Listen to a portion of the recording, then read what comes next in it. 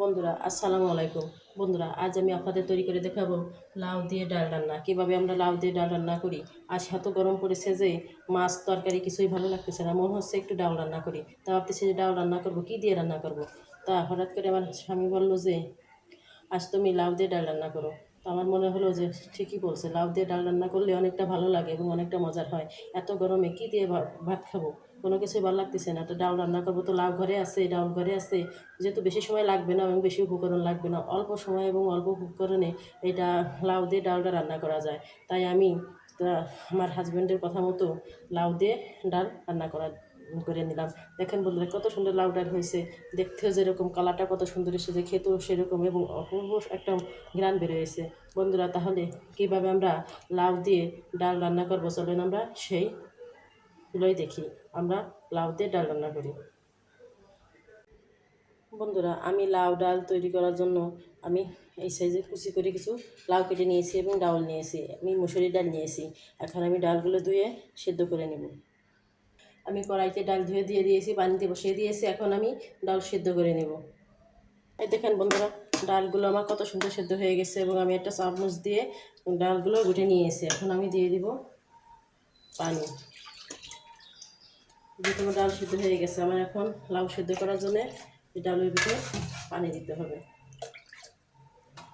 আমি সুন্দর করে নাড়াচাড়া করে সব জায়গায় মিশিয়ে দেব।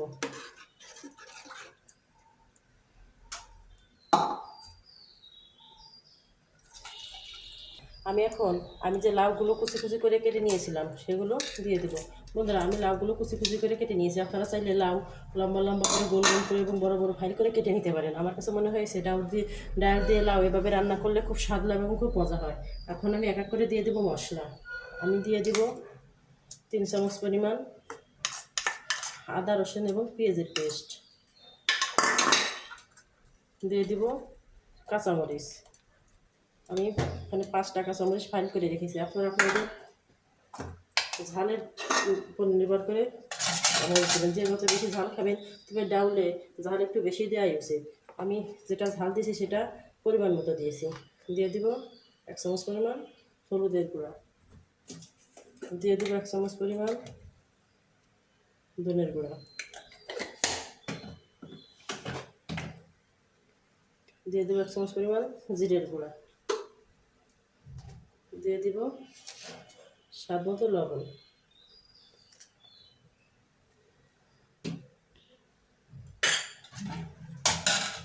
দিয়ে দেবো আমি 2টো এলাচ আর 1 টুকরা দারচিনি। এবার আমি সুন্দর করে নাড়াচাড়া করে এই লাউটা সেদ্ধ করে নেব। বন্ধুরা ডাল দিয়ে লাউ এভাবে রান্না করলে এতটা স্বাদ হয় এবং এতটা মজা হয় যে এভাবে রান্না করতে পারেন। আপনারা বড় করে লাউ করতে পারেন। আমি কুচি কুচি করে লাউ কেটে নিয়েছি, এর মধ্যে একটু আম দিলে ভালো হয়, কিন্তু আমি আম দিব না। আমি এভাবে ডাউলটা রান্না করে নেব। আমার ডাউলটা ফ্রাই হয়ে গেছে, লাউটার ভিতরে কত সুন্দর সেদ্ধ হয়ে গেছে, কত সুন্দর একটা কালার এসেছে ডাউলের। বন্ধুরা এখন আমি ডাউলটা বাগার দিয়ে নেব। আমি অন্য একটি চুলায় পেঁয়াজ রসুন এবং মরিচ দিয়ে ফোড়নে দিয়েছি। আমার পেঁয়াজ রসুনটা প্রায় ভাজি করা হয়ে গেছে। এখন আমি এর মধ্যে দিয়ে দিব জিরা, এর মধ্যে জিরা ফোড়নে দেব।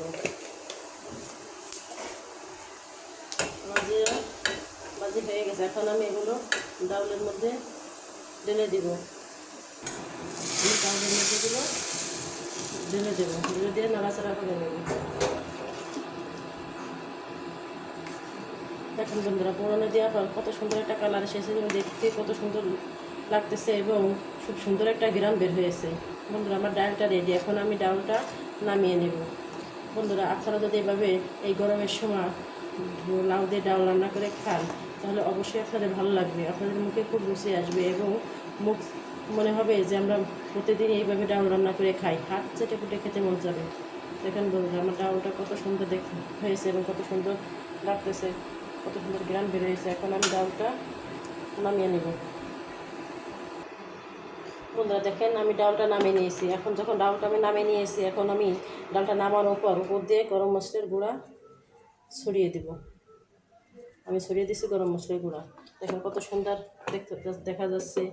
গরম মশলার গুঁড়া দিয়ে আমি হালকা একটু নাড়াচাড়া করে দেব যাতে মশলাটা ভিতরে ছড়িয়ে যায়। বন্ধুরা, আমার এই ডাউলের এই রেসিপিটি যদি আপনাদের ভালো লাগে তাহলে যারা ইউটিউব থেকে দেখতেছেন তারা অবশ্যই আমার চ্যানেলটি লাইক এবং সাবস্ক্রাইব করে দেবেন। আর যারা ফেসবুক পেজ থেকে দেখবেন তারা অবশ্যই আমার চ্যানেলটি ফলো করে দেবেন। বন্ধুরা, তাহলে আপনারা অবশ্যই এই গরমের সময় কী দিয়ে ভাত খাবেন? অবশ্যই আপনার ডাউল দিয়ে ভাত খেতে হবে। ডাউল দিয়ে লাউ দিয়ে ডাউল রান্না করে আপনারা অবশ্যই খাবেন।